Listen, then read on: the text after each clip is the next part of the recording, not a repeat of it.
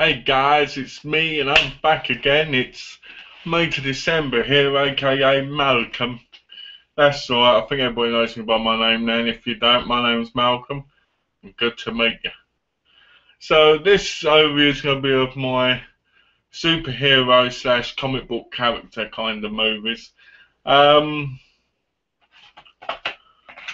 these overviews, I've got so much more to do, so I'm trying to get all the small things out of the way now. I've got a massive comedy collection coming up, probably just as big as my horror collection, maybe. I'm not sure. And my action collection's pretty big, so maybe we'll see. There was a couple of other things I wanted to say. My wrestling overview is up. I'm sure people are watching it before this one. If not, give it a watch and tell me what you think. I've got a lot more wrestling DVDs coming on the site soon to do overviews of. But I want to get through the Blu-rays first, obviously, because I've got most of them. I've got more Blu-rays than I've got anything else. So I'm going to do an Asian film one, which is Asian films basically, Hong Kong imports and just Asian films in genre, because it becomes a big one then. So let's get started, shall we? Because I've got a lot of things to say about most of these. So we're going to start off first with the Ultimate Avengers collection. The Ultimate Avengers the movie and Ultimate Avengers 2. I like these. I thought they were a nice short animation of the Avengers. It was great seeing Ant-Man. It was great seeing Butterfly Woman or whatever her name was, Bee Woman or something. Can't remember her name. When they go to Jamaica or Africa to see Panther Man, that was quite good. 2 films on 1 disc, as you can see. It's a good little collection to pick up for $5. I was lucky because on eBay a while ago I was able to pick up like 12 of these for $60 in one set, and that had all the Avenger movies in it, including the Avengers, so I was quite lucky about that. So here we go. Now we've got Green Lantern, the live-action movie starring Ryan Reynolds. This movie absolutely sucked. I couldn't stand this movie. I thought this movie was awful. I remember I watched it and my mum called me, and after my mum finished calling me, I didn't want to watch it again because I couldn't be bothered. Put it in a couple of months later, was bored witless of it. The animation's so much better when in the animated movies. They're so much better and they're so much more fun. And, there's a TV series of it out, so I'm looking forward to picking that up. But the movie, it had a whole new level of stank to it. Green Lantern, the Emerald Knights. I really like this one. This is how it's supposed to be done, If they'd have just copied these exactly, maybe they would have done better. I mean, originally they wanted to do 2 more of the Green Lantern ones. But, who'd watch it? I mean, maybe it could be better, but, oh dear. Talk about bad scratches. Look at that, on the disc. Can you see that? I don't think you can see it, but there's a horrendous, oh yeah, maybe you can. There's horrendous scratches. Oh, pre-owned. No, I think I dropped it. Then we've got Red, which I haven't seen yet, but I did have Red 2. And I was going to watch them together, but Red 2 got stolen. So, I can't really say much about it. But I bet it's pretty good. Captain America, the movie. Yeah, that's right. The one starring Chris Evans from the Fantastic Four. Yeah. What can I say about this? I saw this in the cinema with my cousin. And I have to admit, I really enjoyed it. But the main gripe I've got with it is Red Skull is a psychopathic Nazi, and this is a coward. Every time Captain America turns up, Steve Rogers, he runs away. It's like this. Oh no, Captain America is here. I shall not fight. I shall run away. Yeah, I shall run away with my little midget scientist. And you're just like, no. And it uses the big square crystal thing. And you're like, they've ruined the whole story of that because it could have been so much more epic. The film itself was a lot of fun. I really liked it. I'm looking forward to seeing Winter Soldier when I get the chance. I'll probably buy it when it comes out on Blu-ray and watch it that way. So I'm really happy with it. I enjoyed the movie. I loved Hayley Atwell was the love interest, but it was good at the beginning, but in the middle it kind of dies down a bit, and then it gets exciting again at the end. It's a good movie, but it could have been better. But I'd say it's one of the best ones out of the Captain America movies. 4, aka Thor falls in love with a human woman. This is where basically Thor gets in trouble for going to, where is it? Hmm. Hmm. Basically goes to this ice place. So I can't remember what it's called right now. But he goes there when he shouldn't be to, and his father, Anthony Hopkins, casts him basically down to earth. And he throws the hammer and says, "Whoever is worthy of the hammer may use it." Obviously, Thor has to prove his worth, like every superhero in every movie. And then he gets his hammer back, fights, dies, gets alive again, and then basically makes out with Natalie Portman, and that's it really. But it's a really good film. I really liked it. I kind of liked the whole building you up to the Avengers movies. I really enjoyed that. And I like the little bits at the end that kind of hint at it all. You know, would Thor really care about Earth? No, yes, no, I don't know. But I will say this: the highlight of these series is Loki. Everybody says it, I know, but Loki is a very cool, psychopathic, lovable character. Thor 2, The Dark World, which basically to me was almost the same as the first Thor. You know, you've got these bad creatures, Thor's fighting them, they almost take over Asgard, they do all this, and you're just like, this is very similar. You know, there's a lot of differences, but it's very similar in the tone and the same kind of aspect. And I didn't like this one as much as the first. I actually found it a lot more dull. I didn't like the whole elf thing. But it was good to see Anthony Hopkins. But the best bit again is Loki. Loki's fantastic, especially at the end. If you haven't seen it, I won't ruin it. But the ending's really good. You know, and to be honest with you, Chris Hemsworth, is it? I think it is. Chris Hemsworth. Yeah, he's an Australian. He was in Home and Away. He was in Home and Away, and I remember he was in love with Kit. And they went off together, and he became Thor. I mean, that's amazing, you know. But yeah, lovely cover, but not a great film compared to the first. Marvel's Avengers. You know, in England, this is called Marvel's Avengers Assemble, I think. And to be honest with you, it should have been called The Avengers, like it is. You know, Marvel's The Avengers, right? I love this film. This film was great. Every hero got their own part, and they're all used equally, and it was great. Captain America was great, but I have to admit, Mark Ruffalo was great as the Incredible Hulk. We finally had a decent Incredible Hulk, you know. And let's be honest, every Incredible Hulk we've had has been terrible before this. Edward Norton, Eric Bana, you know, terrible, right? So it was good to get Mark Ruffalo playing the Incredible Hulk, and he does such a great job. And the whole it's great having Loki in there as the evil guy again, and having him with his army. It's just great. And the bit where he says to the Hulk, "I am a god," and he starts swinging him round and smacking him on the floor. It's just so funny. But this movie was worth buying, and it's very good. But I'm hoping the second one is just as good, because Marvel and Disney seem to have this tendency of making a certain good film but then making bad ones. V for Vendetta, starring Natalie Portman. Now, I really, really like this film. The bit where she shaves her head wasn't cool. I didn't like that. But I like the character. What's it? The Liberator, is that what it's called? I can't remember. Anyway.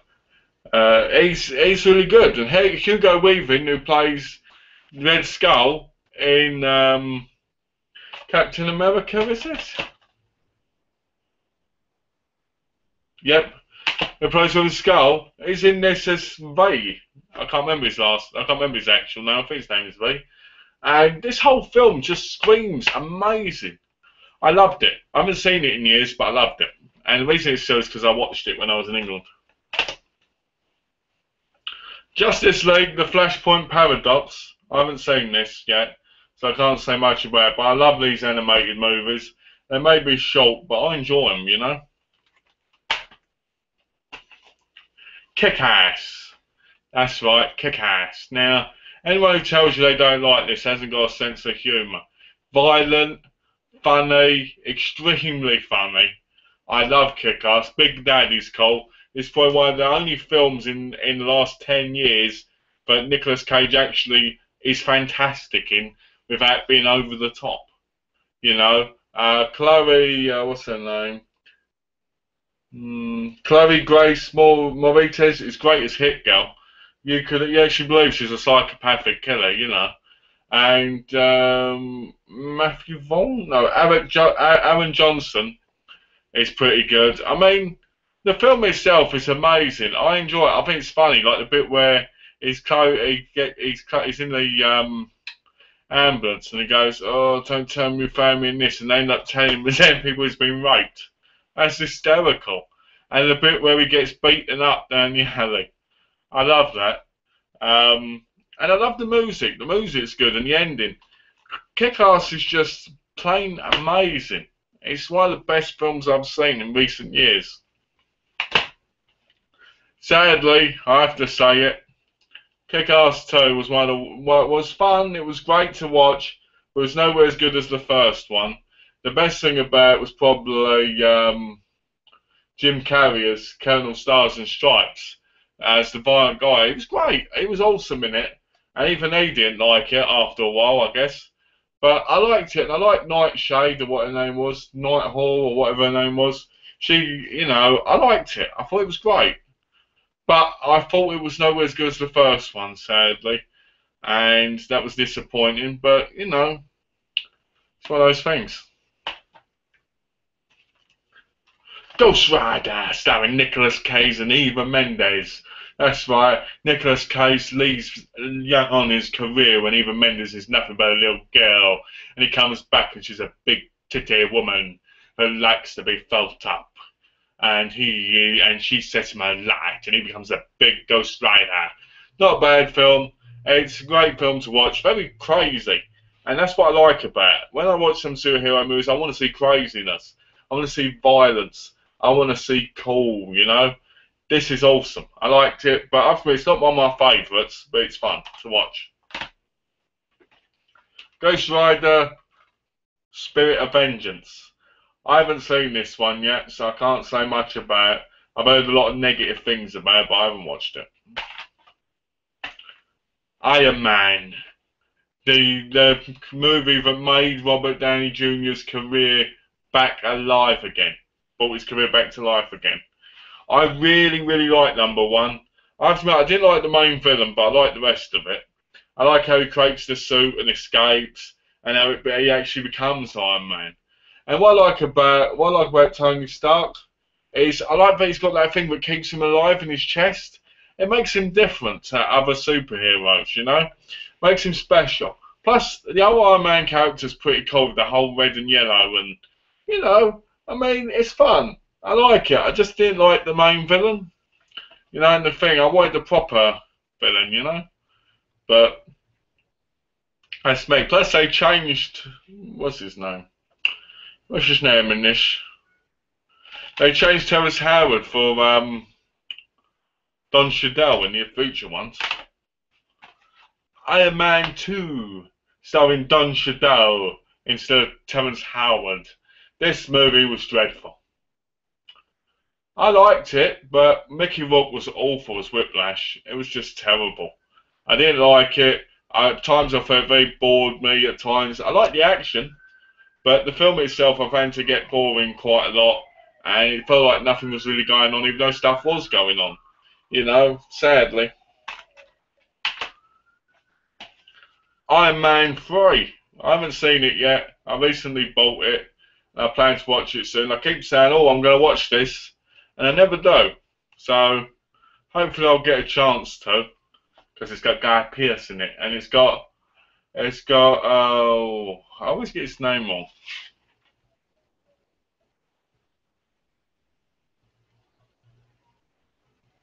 Ben Kingsley. I love Ben Kingsley. He's sexy based. He's constantly swearing at him and calling him pieces of shit, and he's calling him the C word. Rise of Technivore. Never seen it. Bought it, but I haven't seen it yet. The Invincible Iron Man. Again, another one I haven't seen yet, but I plan to. Halle Berry Catwoman. Yes. This movie was all kinds of bad, but bad in a good way. It had Sharon Stone in it looking like an old age hooker, and it had Halle Berry flashing those breasts and having that cat outfit on. Any man who says they will go to Halle Berry in a cat uniform is lying. Either that or they're not sure to be on this planet. Awesome.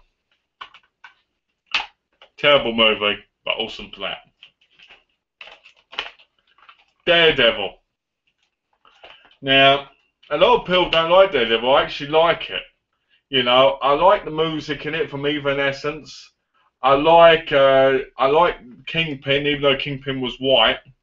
I didn't, you know, Michael Clark Duncan does a good job, but you're like the Kingpin's white, so why make him a black guy?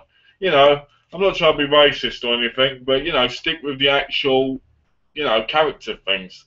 Jennifer Gardner plays Elektra, and she's alright, a bit wimpy, a bit annoying, gets killed, thank God. Ben Affleck plays Daredevil. He's got to play Batman. So he's going to be Daredevil and Batman. So he's going to be a blind man being a bat, and the blacks are blind. So technically, being Daredevil set him up for the Batman films. So yeah, there you go. There's the link. But you've got Colin Farrell as Bullseye, who looks nothing like Bullseye from what I've seen in the comics. So that was a bit weird. The story itself isn't bad. I liked it. I really like this. Plus, I like how he sleeps in water. And I like that if it's blind. It just makes it that much better, you know? I love Daredevil. This is one of my favourite movies.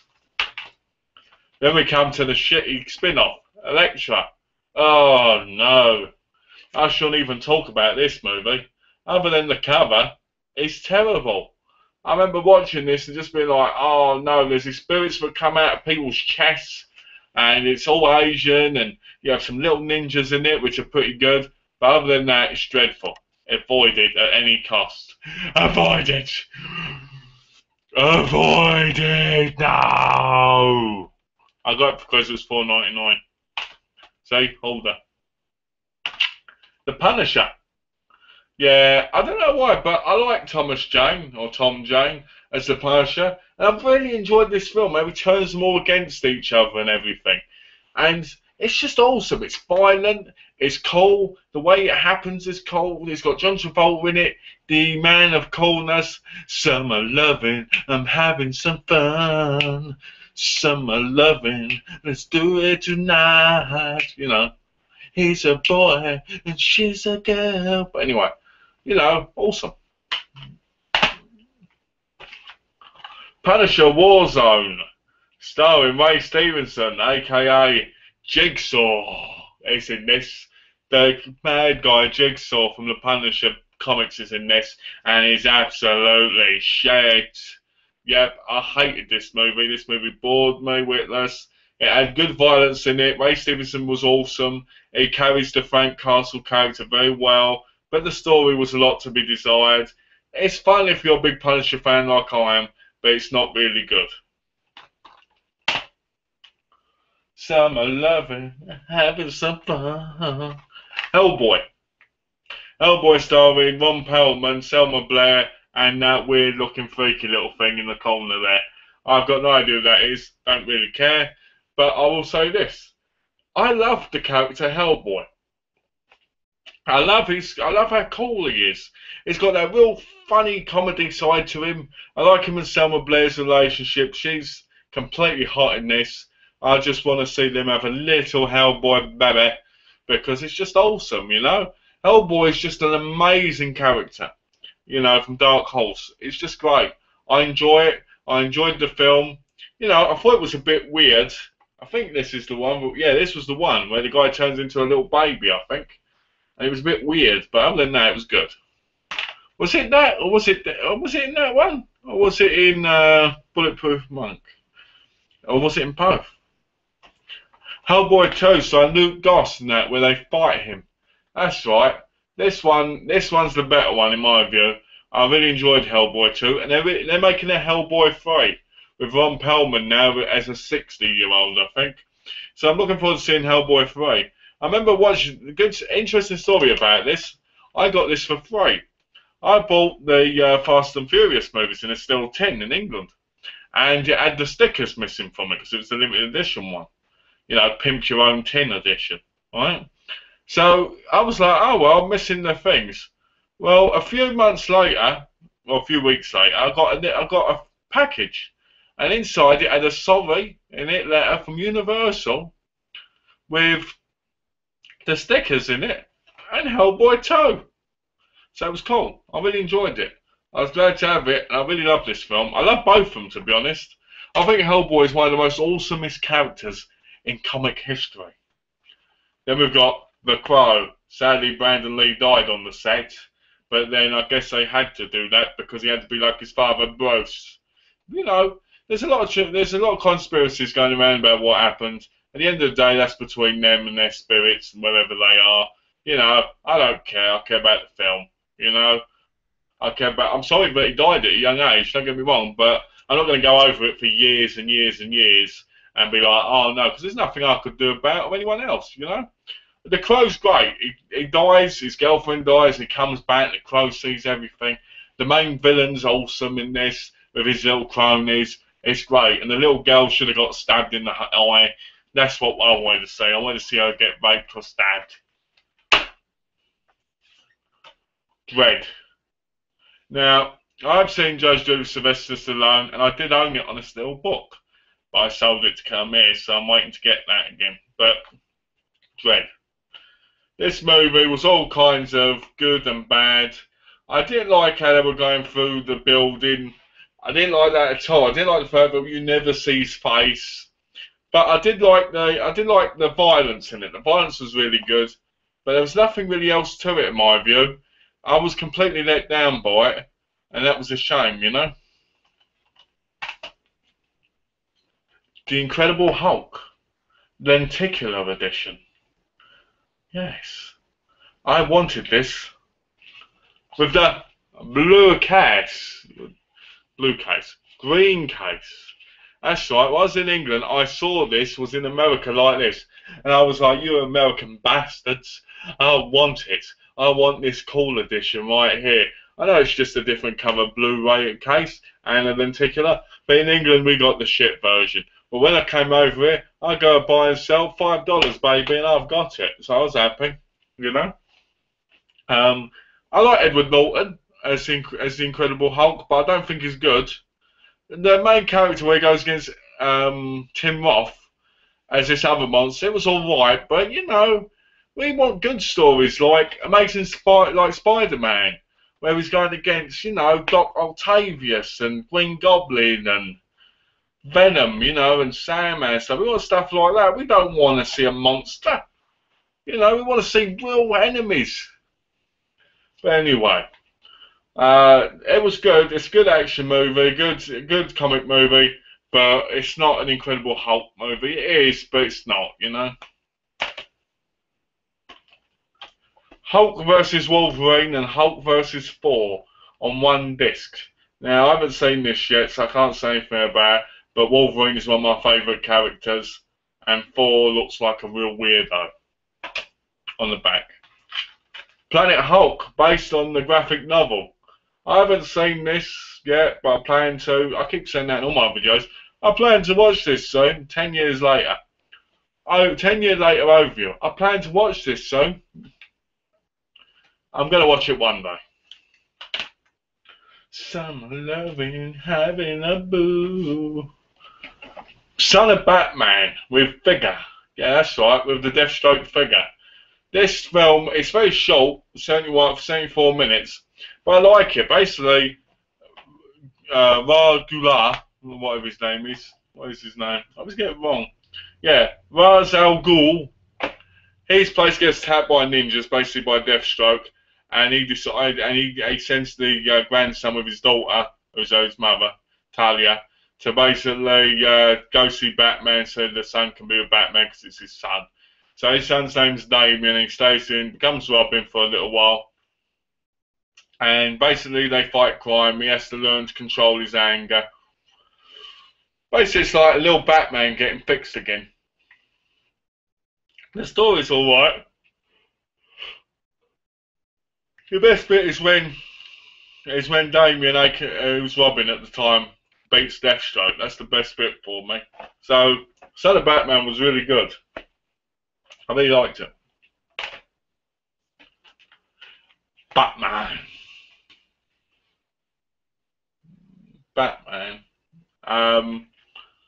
Jack Nicholson, Michael Keaton. Now let me tell you something. Jack Nicholson makes a fantastic Joker. He's got all the right assets for the role. Awesome. Michael Keaton, very dark, very broody looking, great. Loved him. Thought he was awesome. And I still do, to this day. Michael Keaton, and you were one of the best Batmans going. Kim Basinger made a great love interest, but I just love how Jack Nicholson pulls off the role of the Joker so well. He becomes one with the Joker. He's awesome. Creepy, scary, cracks the jokes, fantastic. The ending, how he dies, where goes, you want it, man, with glasses, would you? It's awesome. And the bit where he's hanging and he's so desperate not to die at the end, it's just great.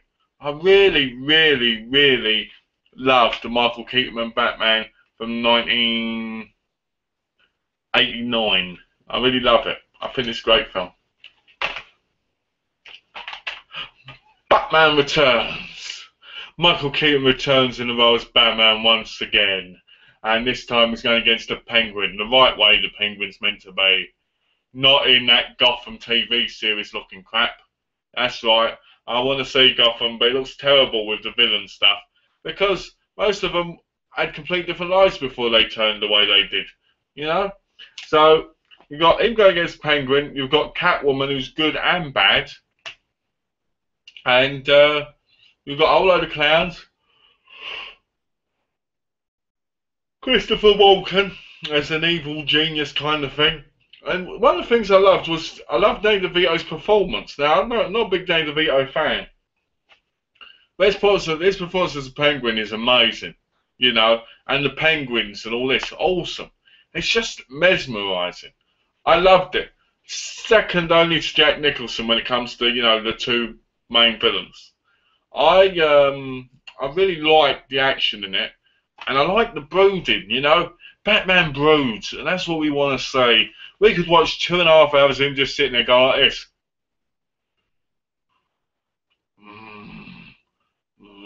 And it'd still be cool, because Batman's awesome. Uh-oh. Batman Forever, a.k.a. oh dear, oh dear, oh dear. This isn't a bad movie, it's just not very good. Val Kilmer plays Batman before he became a really overweight, obese man who basically looks weird now, sadly. Val Kilmer was a real hunk back in the day, I thought. You know? Jim Carrey plays the Riddler, which to be honest suits him as an actor, really, because he's pretty good. And Tommy Lee Jones plays Two-Face.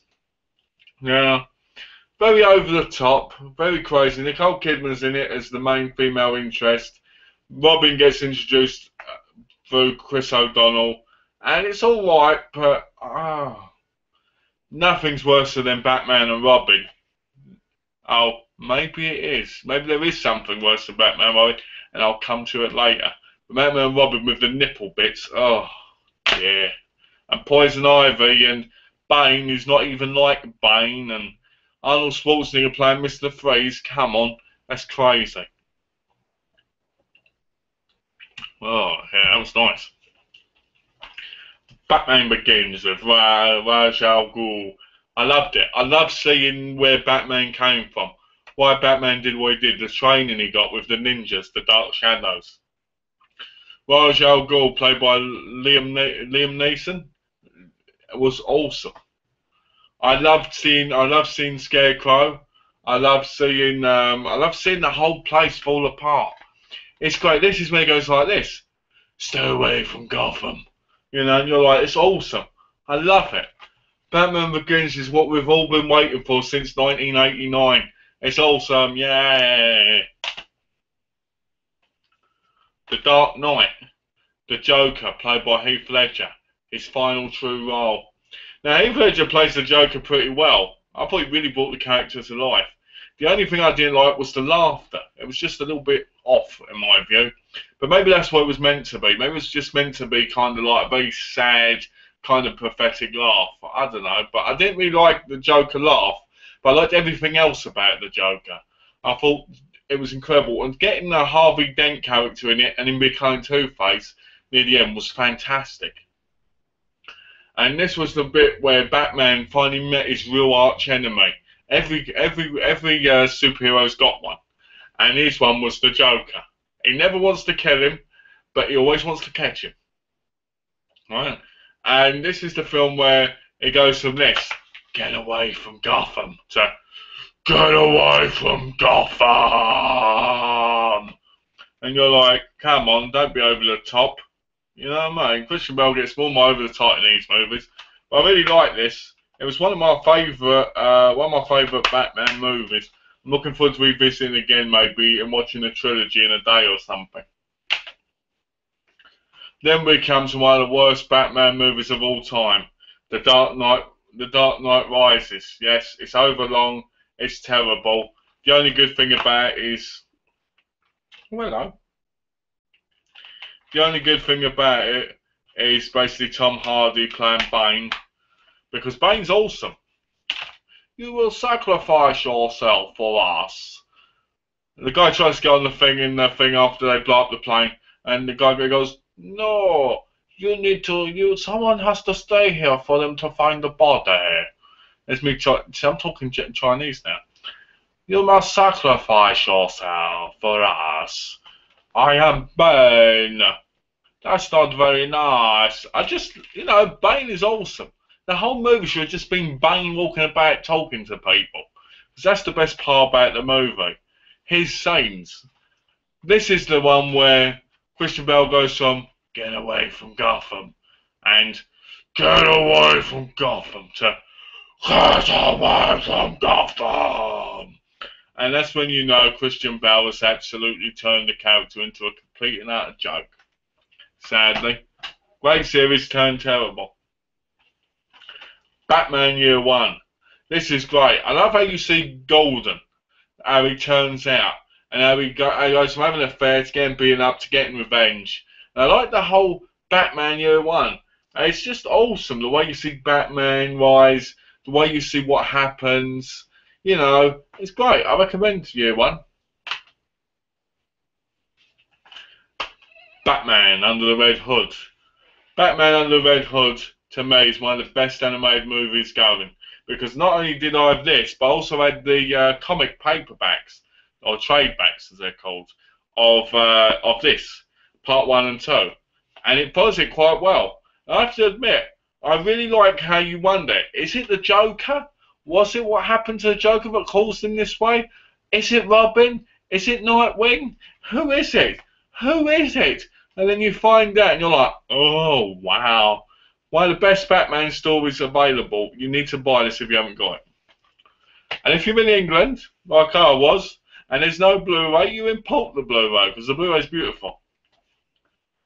Batman, The Dark Knight Returns, Part 1 and 2, the Deluxe Edition.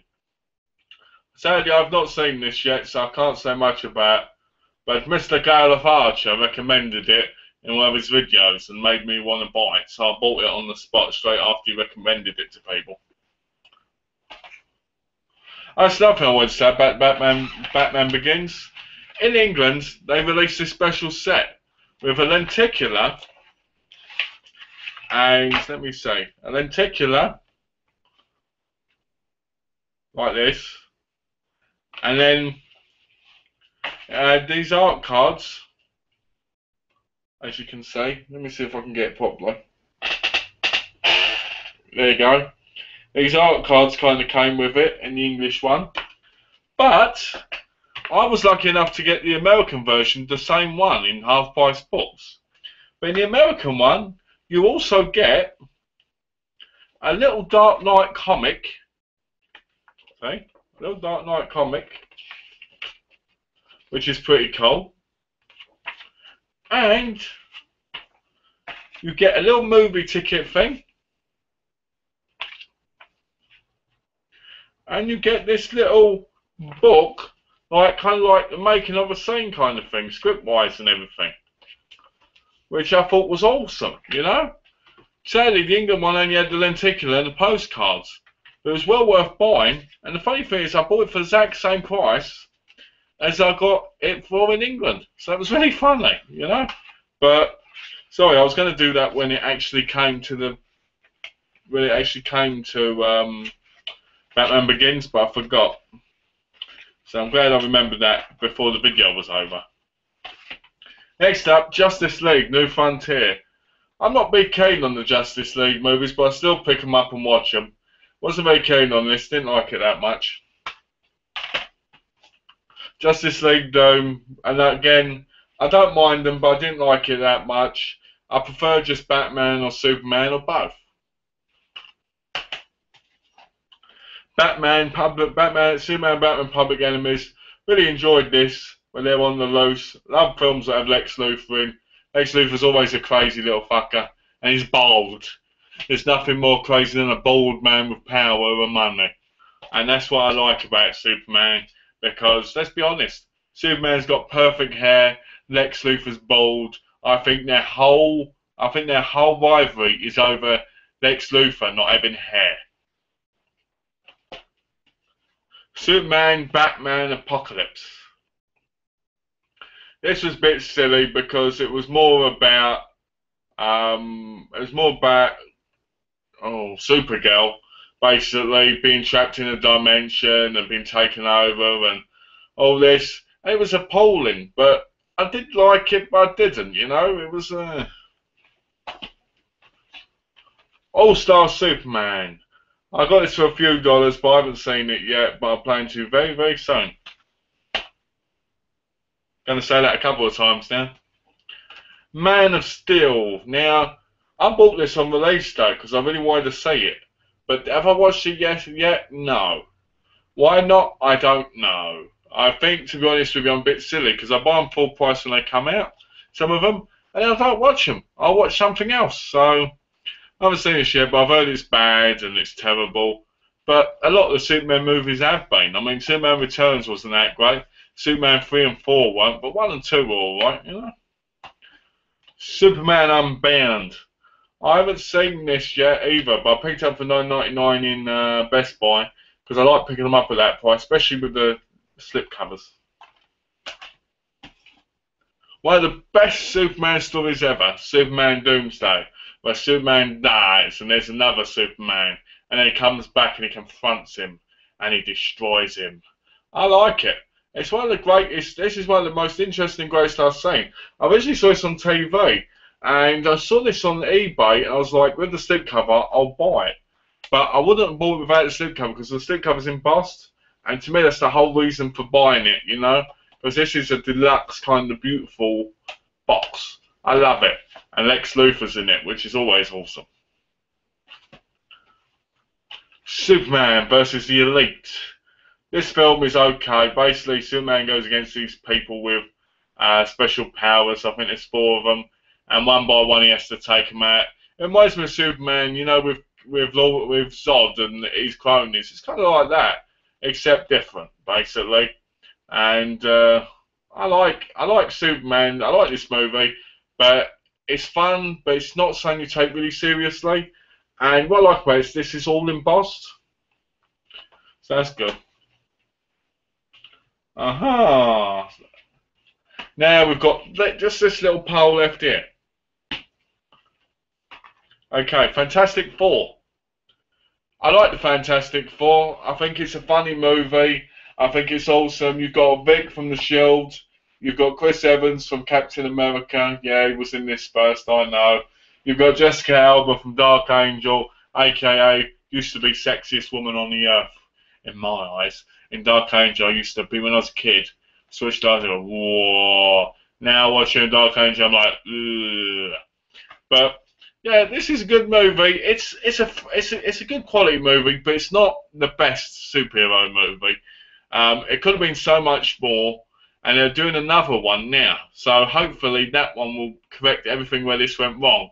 Julian McMahon played what's the guy's name? Oh, it's something, isn't it? Doctor Doom, isn't it? Yeah, Doctor Doom. He plays Doctor Doom, and he's all right, but it's a bit cheesy and a bit weird and creepy. But other than that, it's all right. You know, Fantastic Four: The Rise of the Silver Surfer. Terrible. I enjoyed this. I like the Silver Surfer and that, but I just thought it was a not good story. They were hoping that this would be a success, so they could make a Silver Surfer movie, and it wasn't. And to be honest with you, it was just a big disappointment. It's fun, but it's not what you expect from a sequel. You know, you expect better. Spider-Man 1, starring Tobey Maguire and William Dafoe. And I have to say this right now, Kirsten Dunst is in this, and she's pretty darn cute. This used to be my favourite Spider-Man movie of all time. Why? Because I love the Green Goblin. I love how he talks to himself in the mirror. He goes, "Get control of yourself, Harry. Oh, Harry." You know, but you know, when he talks to him, and he's like, "Norman, you need to be careful." You know, and he told him about how creepy he is. And how he tells Peter that he loves him like a son when he's about to die. And one of my favourite scenes is with the burning building when he jumps in there and it turns out that it's Willem Dafoe, the Green Goblin, and he tries to kill him, basically. I like this. It's one of my favourites. Terrible cover compared to the original one, I know, but it was the cheapest. I haven't found the other one yet. I'll probably buy the other cover when I find it. Superman 2. This was really good. I really liked this, but I didn't like the Dr. Octavius as much.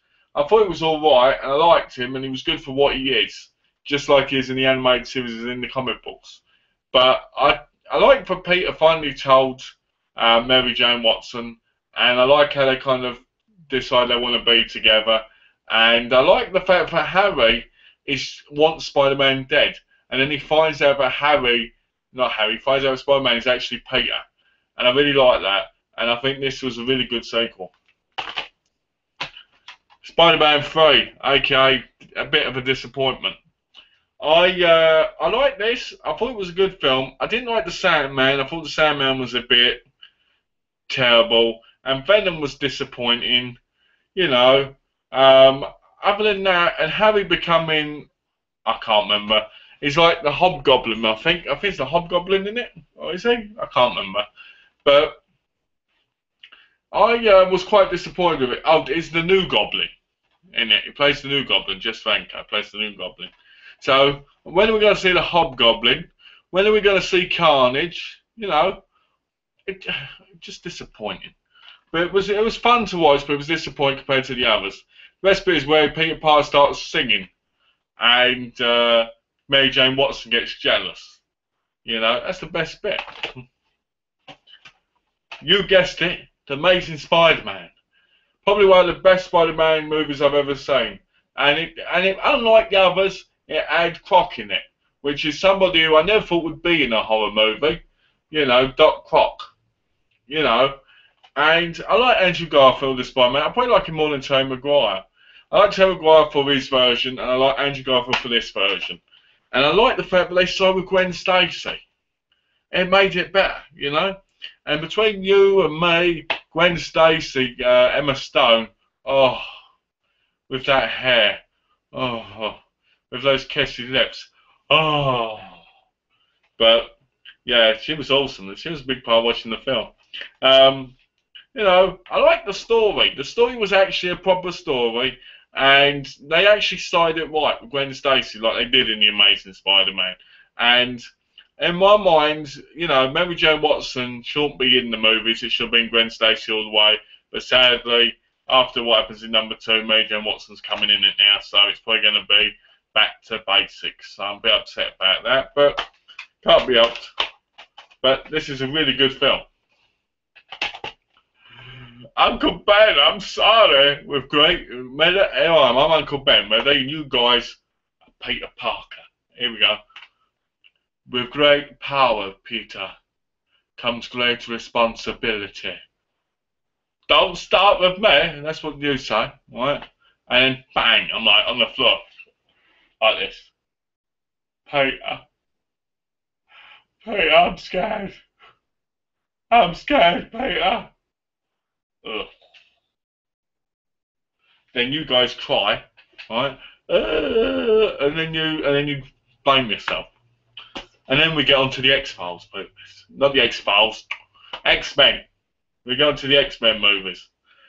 All I hear like is X-Files, X-Files, X-Files. So when I see an X, the first thing I think of is X-Files. So X-Men. We're watching X-Men. And to be honest with you, I like the X-Men movies. I think they're pretty good. The first one was a lot of fun to watch. And it was, how can I put it? It was a lot better than I expected. From what I remember, it had a lot of... I like the whole mutants versus mutants aspect. But you've got Magneto and his evil mutants, who are really just misunderstood. And then you've got the good mutants, but basically Professor Xavier's X-Men. And this is where I met Wolverine. And I love Wolverine. I love him in the comics. I love him in the X-Men show. I love him in the I love him in his movies. I just love Hugh Jackman. I think Hugh Jackman really brought Wolverine to life. Mystique, I think it's Mystique, the blue one. Oh well, I'll remember later. And I like how he buried Storm. I thought Storm was great. But I always wondered where Gambit was, you know. And because Gambit was awesome. Where was he? Why isn't he in these movies? He's in the other ones in the future a little bit, but I wanted him in these ones because to me he was one of the best characters in the series. X-Men 2, where Famke Janssen and he's basically, oh, that's Brian Cox. You know, I only just realised that the main villain is Brian Cox, one of the greatest English actors of all time. This is the one where basically Wolverine gets kidnapped. He's basically having all these memories, I think, and I haven't seen it in a while. Mass threatens every mutant on the planet. And basically, it's got Kelly Hu in it with almost the same kind of hands and fingers as basically Wolverine.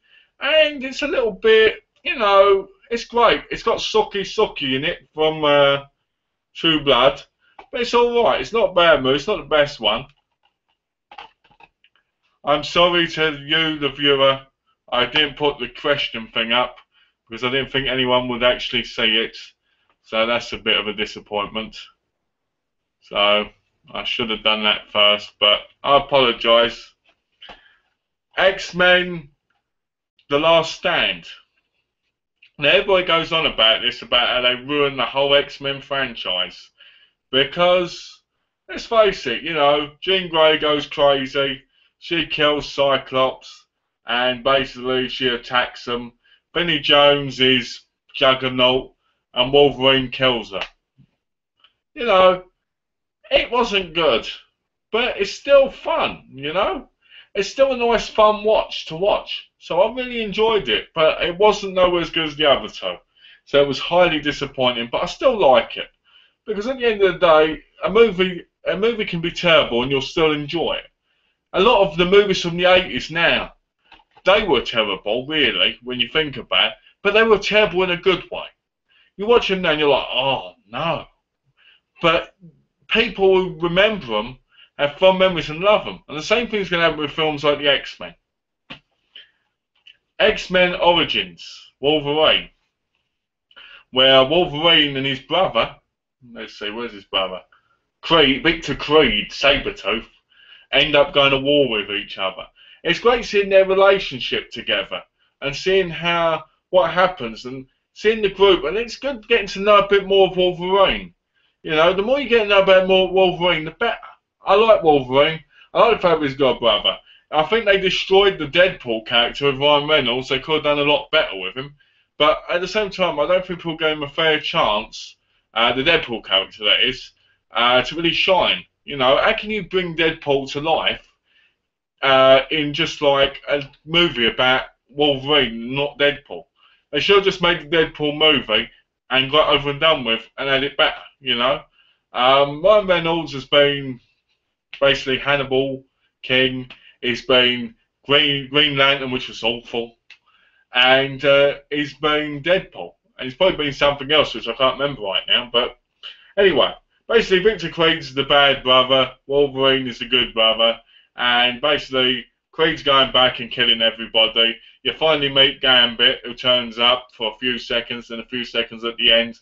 There's a bad CGI Patrick Stewart at the end, and a really bad scene where Victor and basically Wolverine / Logan team up to beat Deadpool. And it turns out that his girlfriend didn't die. And you're just like, you know. The movie, a lot of people say it's crap. I like it. I really like it, but I think there's little bits of rubbish there. Like every film. X-Men First Class. I went to the Picture House in Stratford with my cousin to watch this film, with him and his friend Alan, who became my friend Alan. So I'm going to call him Friend Alan. And January Jones was in this, and oh, was she beautiful. Yes, she was. And James McAvoy's in it, and Michael Fassbender, and James McAvoy, and I think I said James McAvoy already. Just tells you how late it is, because I'm really, really, ugh. But, oh, it's only 6 minutes past 11.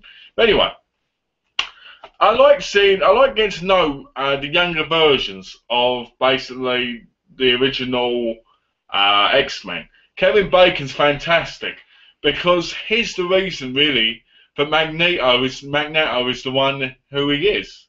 You know, he wears that helmet and he does these things, and Magneto basically destroys him, and he becomes basically what Kevin Bacon was, but extremely more powerful.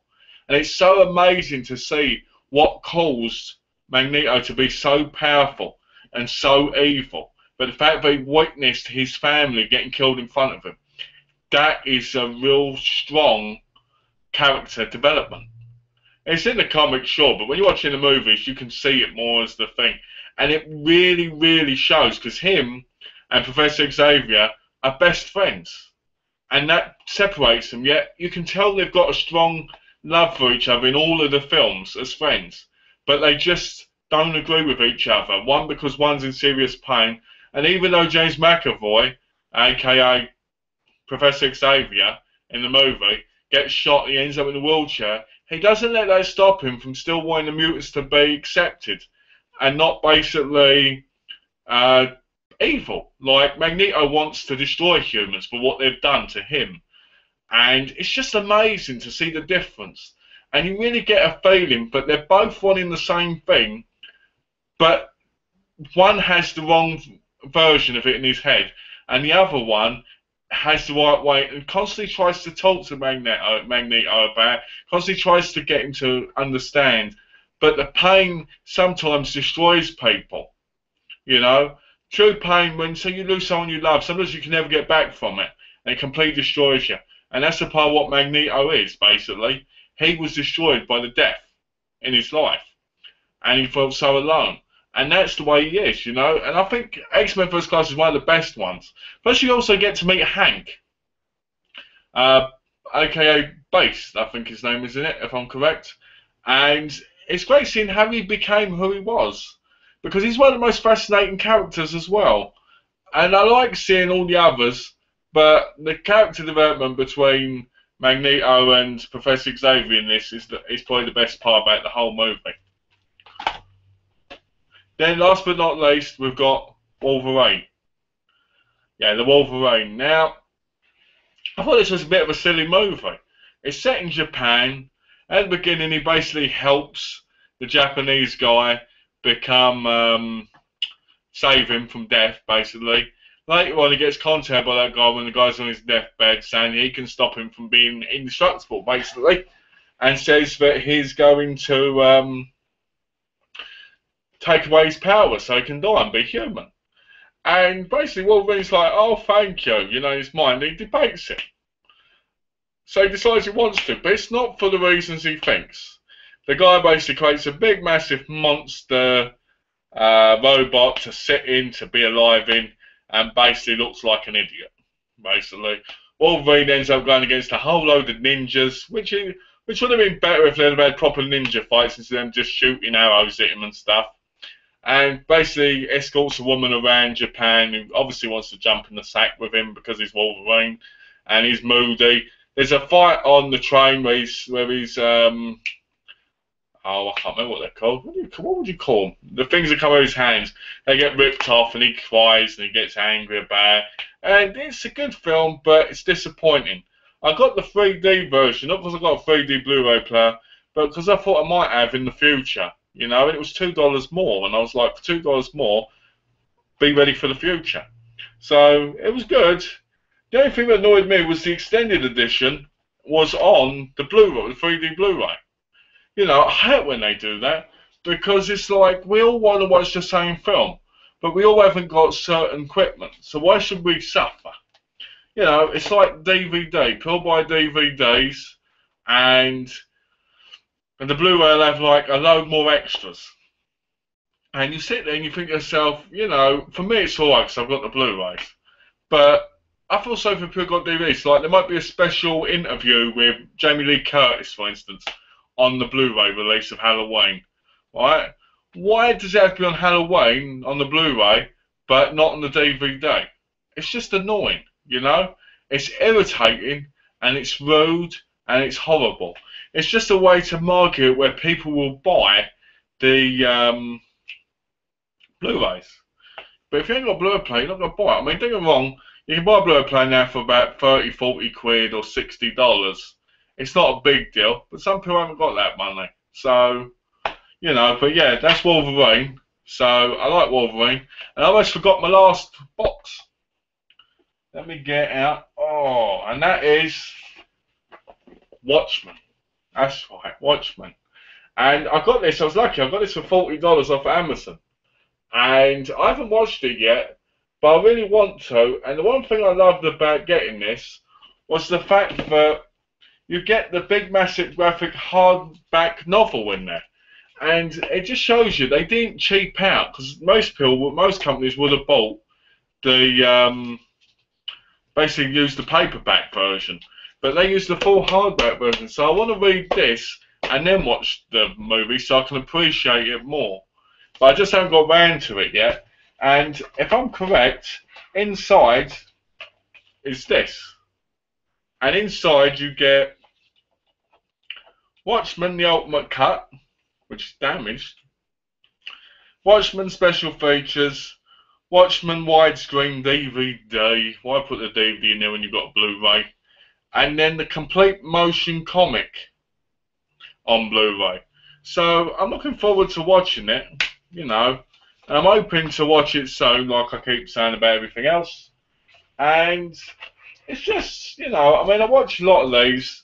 I've watched some of these before, but I haven't watched, obviously I haven't watched these ones. Oh wow, it's got a tear in it. Look at that, it's got a tear right there. Didn't realise that. That's disappointing.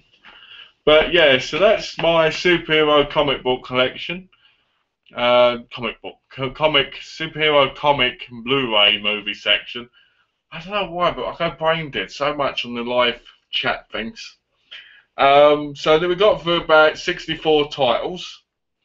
And to be honest with you, I've only just started getting all my Blu-rays out and showing people.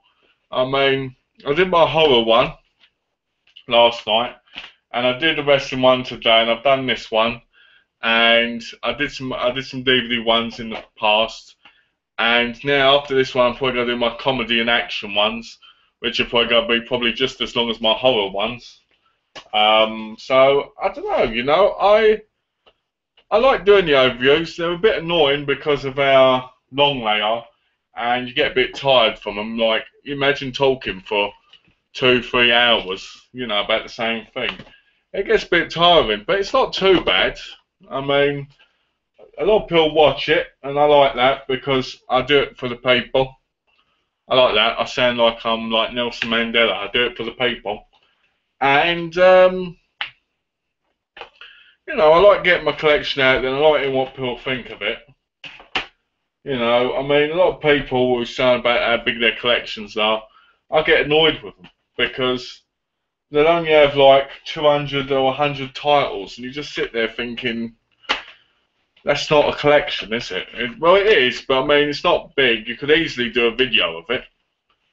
But for me, I've got like 3,000 Blu-rays, so it's like I've put more in categories. I mean, I might do my TV Blu-rays next because I can get them out of the way then, and there's quite a few of them. But comedy and action's probably next, and probably Hong Kong movies. Other than that, there ain't that much more I think to put in them. I mean, I've got things like Fatal Attraction, which I'm going to put in a different section, obviously. I'm probably going to do another video in a minute, a live one, but I'll probably put the question thing up on it so people can do questions in about 5 minutes, because I want to do my boxing Blu-ray collection on here as well tonight while I think of it. So if the viewer is interested in that, you can watch in the next one. If you've got any questions you want to ask while I'm doing it, you can ask. I don't mind. That'll probably be up in about a couple of minutes because I'm going to do it straight after this one. So to everybody who's watched this video, thank you for watching, and thank you for enjoying. And please leave a comment down below in the comment section and tell me what you think. And take care and watch my boxing one, which is going to be on, which I'm going to do in a couple of minutes, so it should be on pretty soon. Okay, thanks guys. Take care. Bye.